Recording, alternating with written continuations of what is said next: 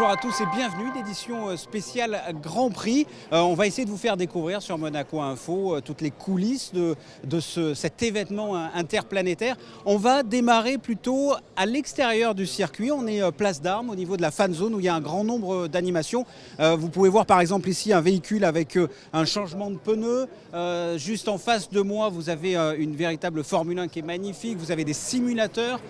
Vous avez une scène avec un grand écran. Pour l'instant, les personnes qui sont là sont en train de regarder les premiers essais libres.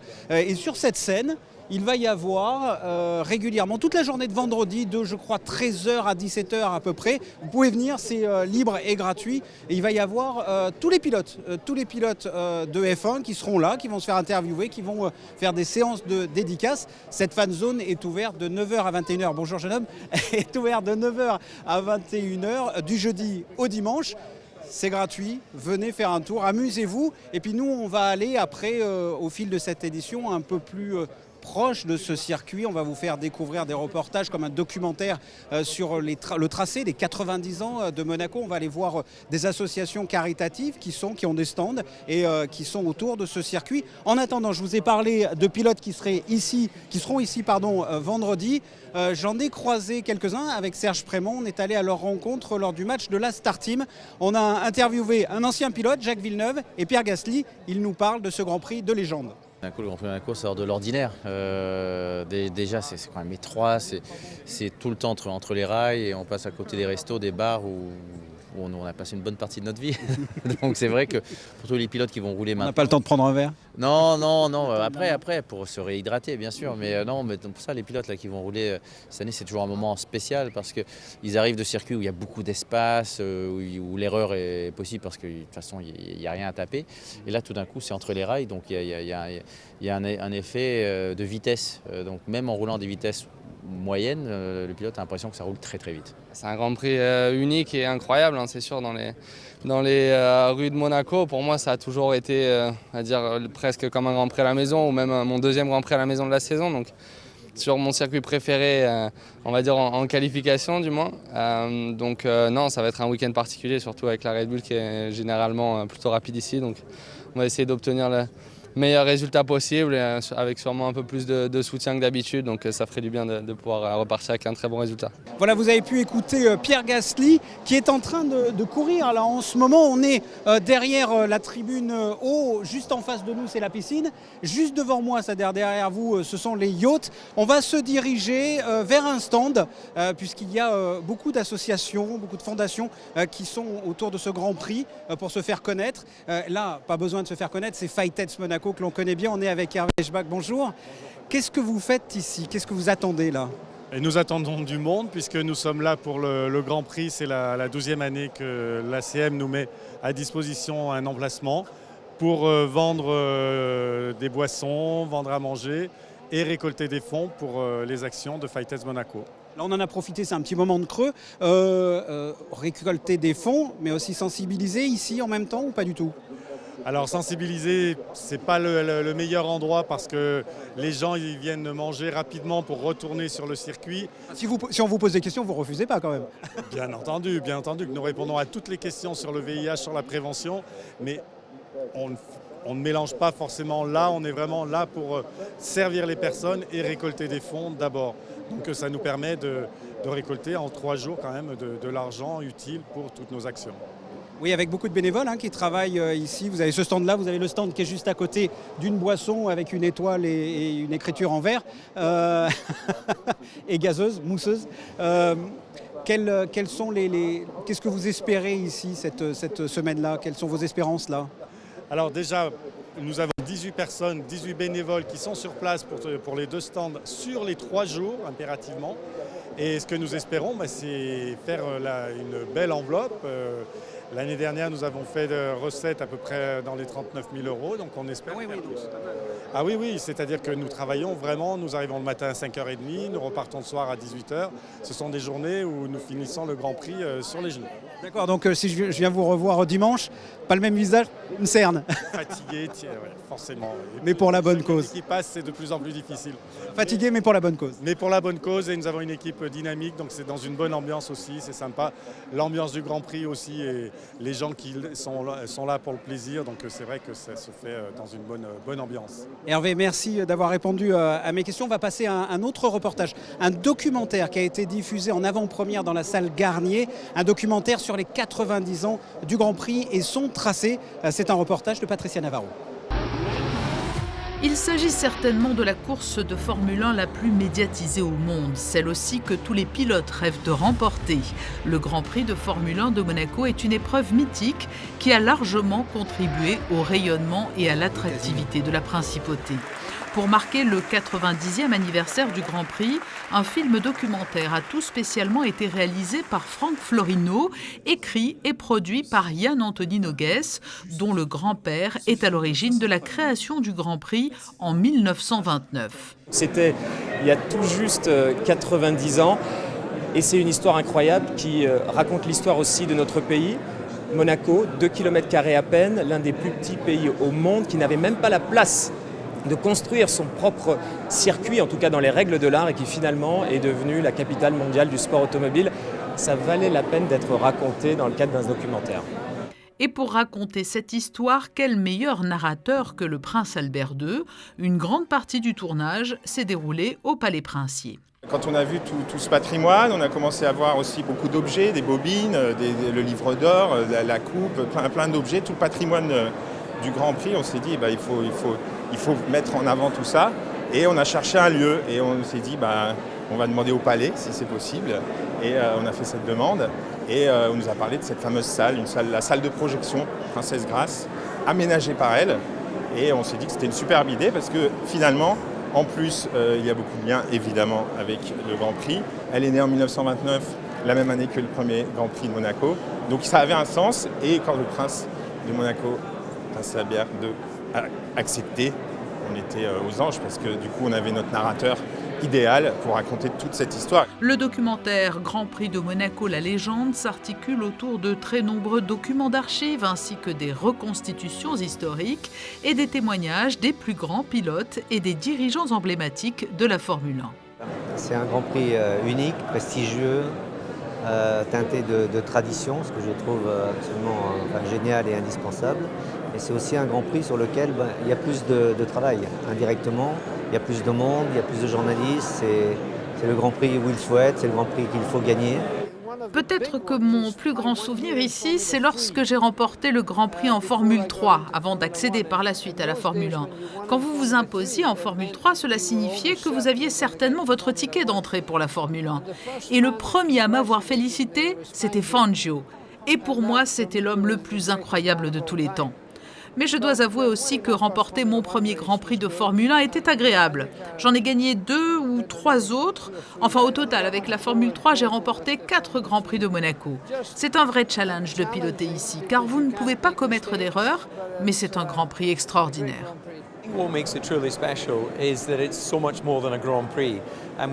Ce qui rend ce Grand Prix si spécial, c'est qu'il s'agit bien plus que d'un Grand Prix. Avec tout le respect que j'ai pour les autres Grands Prix, que ce soit le Grand Prix d'Italie, celui d'Angleterre et bien d'autres, Monaco c'est autre chose. Cette idée que vous pouvez rouler dans les rues de la Principauté, cela fait que le Grand Prix fait partie de l'ADN de Monaco. Et puis tellement de pilotes vivent ici. J'habite ici depuis 22 ans. Notre fils va à l'école ici à Monaco et c'est devenu notre maison.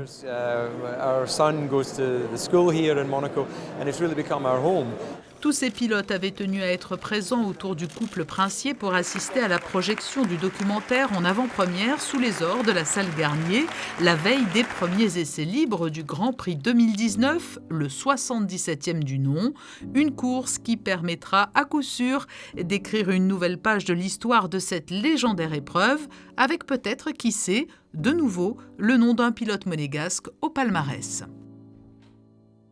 Voilà, sachez que ce documentaire, magnifique documentaire, sera diffusé sur notre antenne, sur Monaco Info, samedi à 19h et dimanche à midi. On poursuit notre balade. Attention, tu vas te cogner.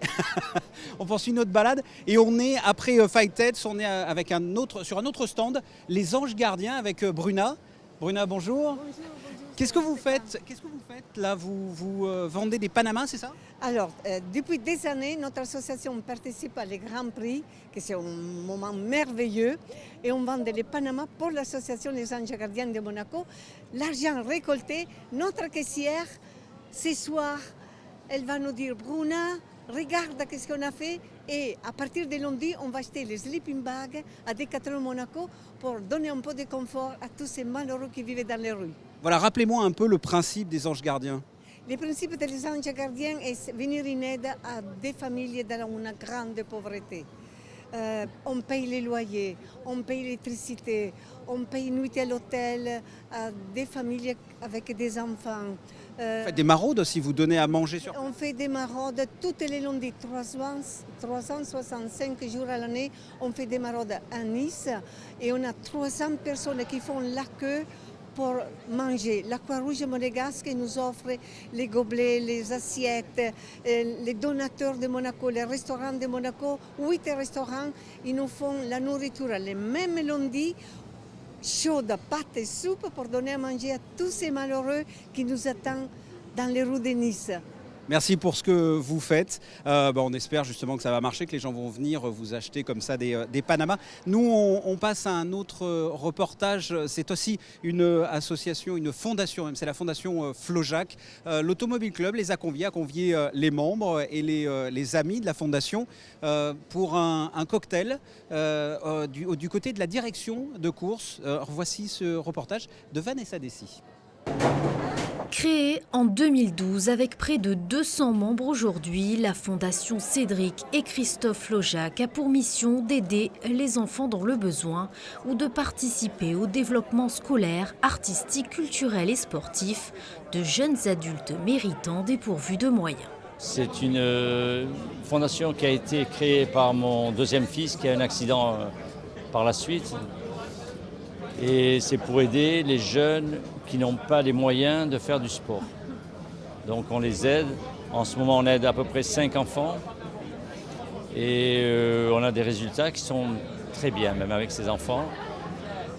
On arrive, grâce à des soirées comme celle du président de l'Automobile Club, Michel Boéry, qui nous invite ce soir encore, pour la 4e fois déjà, à faire une recette assez intéressante parce qu'on a... C'est une vraie fondation, on n'a pas de dépenses du tout. Tout l'argent qu'on récupère est pour les enfants. Voilà. On les aide par les fédérations, c'est-à-dire qu'on n'aide pas les parents, on n'aide pas les jeunes eux-mêmes, on aide les fédérations qui aident ce jeune qu'on a décidé. On est à peu près 6 dans la fondation où on a des réunions tous les 2 mois maximum, où on parle des enfants, on parle de pas mal de choses pour arriver à un résultat assez positif. De nombreuses personnalités de la principauté étaient venues soutenir la fondation à l'occasion d'un cocktail offert par l'Automobile Club de Monaco. Et parmi les amis les plus fidèles, l'ancien pilote de Formule 1, Jean Alesi. C'est une soirée de cœur, c'est une soirée pour mon ami, c'est une soirée pour les enfants. Donc on est là, toujours très unis et je vois que de plus en plus c'est un rendez-vous où tout le monde a envie de se voir, de se parler et c'est l'amitié avant tout. Alors notre amitié est liée évidemment sur la ligne de départ. J'ai eu bien sûr Charles, mais après Cédric et puis après Christophe et donc on a commencé à se rencontrer dans des moments où moi j'avais beaucoup de tension parce qu'on n'avait pas de temps à passer ensemble, mais où Charles était tout le temps très disponible pour mes parents, pour mes invités, et c'était assez sympa. Mais par contre après, on a eu un relationnel qui a continué en dehors du Grand Prix, et voilà, et Charles c'est notre Charles à nous. Des événements ponctuels sont organisés tout au long de l'année afin de permettre aux membres de se rassembler autour des valeurs qui étaient chères à Cédric et Christophe. Retrouvez toutes les informations sur la page Facebook qui s'affiche en bas de votre écran. On se rapproche à nouveau du circuit et plus on s'en rapproche, plus ça fait du bruit. On a parlé de la fondation Flojac dans le sujet précédent. Vous savez que cette fondation, la fondation Cédric et Christophe Flojac, soutient de nombreux sportifs. Nous avons rencontré à l'occasion du cocktail Nathan Michaud, jeune pilote de moto qui revient sur son parcours et sa collaboration avec la fondation. Ça fait 1 an et demi bientôt que je suis à côté de la fondation. C'est une grande aide parce que déjà de leur image, c'est une grosse aide. Et après aussi ils nous aident pour tout ce qui est financier, tout ça dans la moto parce que c'est un peu compliqué. Et puis c'est une grande aide et je les remercie beaucoup d'ailleurs. Alors j'ai commencé la moto, j'avais 4 ans. Je savais à peine faire du vélo que papa m'a mis sur la moto. Et puis après c'était du simple plaisir et puis du jour au lendemain on s'est mis à la compétition. Et puis de là, après, j'ai évolué et puis je suis arrivé jusqu'au championnat d'Italie. Et là, nous avons comme projet de faire le championnat du monde. On a changé de lieu pour faire encore plus bruyant. On est carrément pratiquement au niveau de la ligne d'arrivée. On est sur la passerelle, les voitures nous passent juste en dessous. On continue de parler de la fondation Flojac lors de cette soirée. Il y a eu de belles rencontres, comme Giuliano Alesi, le fils du célèbre pilote Jean Alesi. Ce jeune espoir évolue en Formule 2 et il parcourra, j'espère que vous m'entendez, il parcourra le célèbre circuit de Monaco pour la première fois avec beaucoup d'émotion. On l'écoute. C'est un honneur de venir courir pour la première fois de ma vie. On s'est bien préparé sur le simulateur et maintenant j'attends juste d'attaquer la piste. Et en voyant la ligne droite, même le podium et tout, c'est que de l'émotion et je suis super excité. Ce circuit, il a toujours été parlé comme un circuit mythique, un circuit où il se passe beaucoup de choses pendant la course. Et juste, tout le monde dit que c'est juste magique. Chaque tour qu'on fait là, c'est magique. Notamment mon père, c'est la première personne qui me l'a dit. Donc du coup, je vais pour la première fois expérimenter cette expérience. Avec une petite pensée pour la fondation, j'imagine. Toujours. Et pour clore cette édition spéciale Grand Prix, on est dans les paddocks là où les écuries se retrouvent, où les pilotes mangent ensemble, discutent. Un moment souvent de détente. Et nous sommes avec Alain Prost. Bonjour, merci déjà d'avoir accepté l'invitation. 4 fois champion ici du Grand Prix de Monaco. C'est quelque chose que je ne vivrai moi jamais. Qu'est-ce que l'on ressent lorsque l'on franchit comme ça la ligne d'arrivée, particulièrement pour ce Grand Prix ? Déjà, c'est un bonheur immense. Alors, en tant que Français, bien sûr, vous avez votre Grand Prix national, le Grand Prix de France. Monaco, enfin pour moi en tout cas, est un deuxième Grand Prix national. Je considère un peu que c'est un peu ma deuxième patrie ici, Monaco. On voit encore aujourd'hui, c'est tout ce que j'ai fait, les années F1, les victoires, bien entendu.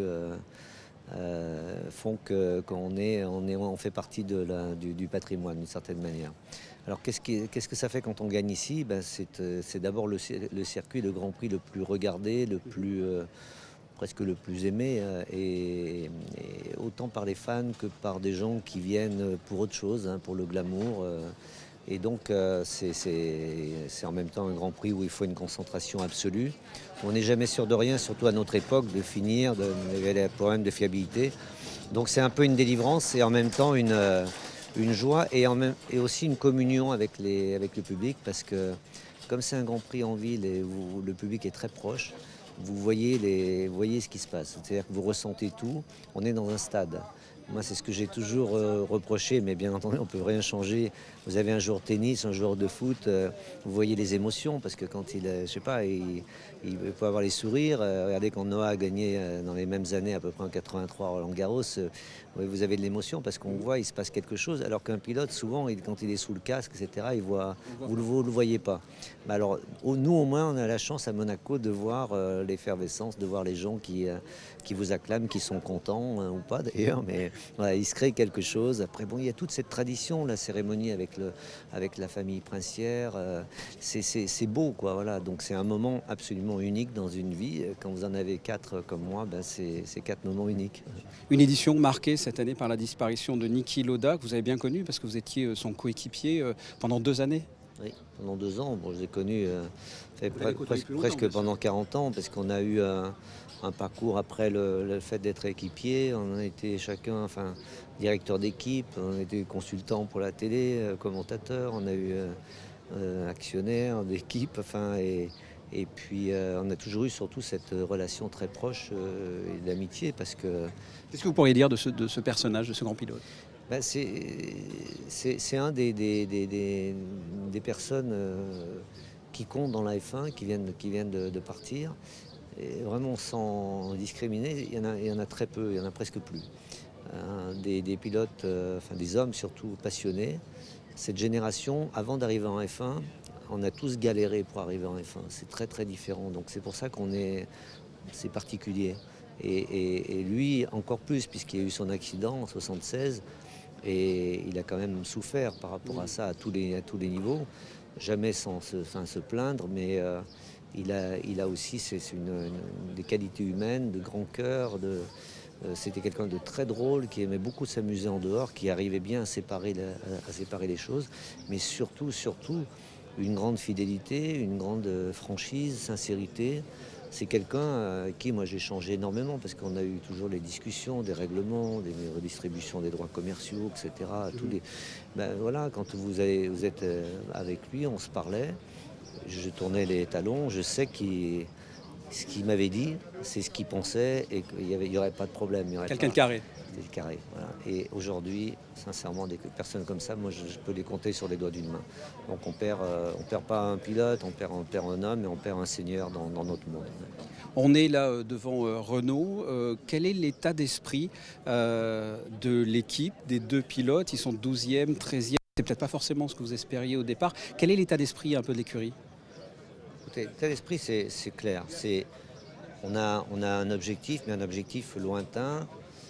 Il y a des manières de dire les choses sur le plan de la communication. En tout cas, à titre personnel, l'objectif, c'est de mettre Renault, l'équipe Renault, dans les meilleures équipes, pour se battre régulièrement, comme le font par exemple aujourd'hui Mercedes, Ferrari, Red Bull, voilà, devant. Quand ça arrivera, je dirais qu'il faut que ça arrive le plus vite possible, mais peu importe, c'est pas ça le problème, il faut que ça arrive. Donc il faut qu'on progresse beaucoup, et j'espère que même d'ici quelques courses, aux 2 tiers de la saison, on pourra dire tiens voilà, il y a eu un gros progrès, puis on est sur le bon chemin. Dernière question, quel est votre pronostic là, pour cette course en étant objectif? Parce que à l'heure actuelle, c'est difficile de battre une Mercedes. Voilà. Ici, peu importe, on se voit que Bottas aujourd'hui est quand même, surtout en qualification, très efficace, donc c'est difficile de dire l'un ou l'autre. Mais je pense qu'il y a une petite surprise, peut-être Verstappen, avec la Red Bull sur un circuit comme ça. Oui, les Red Bull qui tournent bien. Peut-être, mais je ne suis pas certain. Et nous, on espère mettre les 2 voitures dans les 10 premiers, en tout cas en qualification, et faire un bon résultat ici. Un petit Charles Leclerc pour la télé de Monaco, non? Oui, non, mais bien sûr, Charles, moi je suis très fan de Charles, comme tout le monde le sait, mais je vois à la Ferrari quand même un tout petit poil, il n'y a pas grand-chose, surtout ici, mais pour l'instant, je la vois plutôt 2-3 dixièmes derrière une Mercedes à la régulière. Alain Prost, merci infiniment d'avoir répondu à mes questions. On va passer à quelque chose qui va vous intéresser particulièrement, la météo de ce week-end. Ce n'est pas un week-end de Grand Prix très ensoleillé qui nous attend, mais ce ne seront pas non plus des journées copieusement arrosées. Demain, vendredi, un ciel couvert mais un temps sec. Samedi, pour les essais qualificatifs, la journée sera nuageuse. Un temps instable, mais avec des températures comprises entre 14 degrés le matin et 18 au meilleur moment de la journée. Dimanche, dans la matinée, alternance de nuages et d'éclaircies, alors que des averses seront possibles dans l'après-midi, alors que se courra le Grand Prix de Formule 1. Lundi, toujours pas d'amélioration, le temps restera instable et c'est tout le début de semaine, avec mardi et mercredi également, qui sera partagé entre nuages, gouttes de pluie et éclaircies. Vous en savez plus sur la météo de ce week-end. On se quitte devant le paddock de Ferrari. J'ai même pas besoin de vous expliquer pourquoi. Vous avez déjà une petite idée puisque c'est la télévision de Monaco. Sachez que vous pourrez retrouver l'intégralité de toutes les courses sur Monaco Info en direct. Je vous souhaite de passer un excellent Grand Prix ce dimanche. À très bientôt. Au revoir.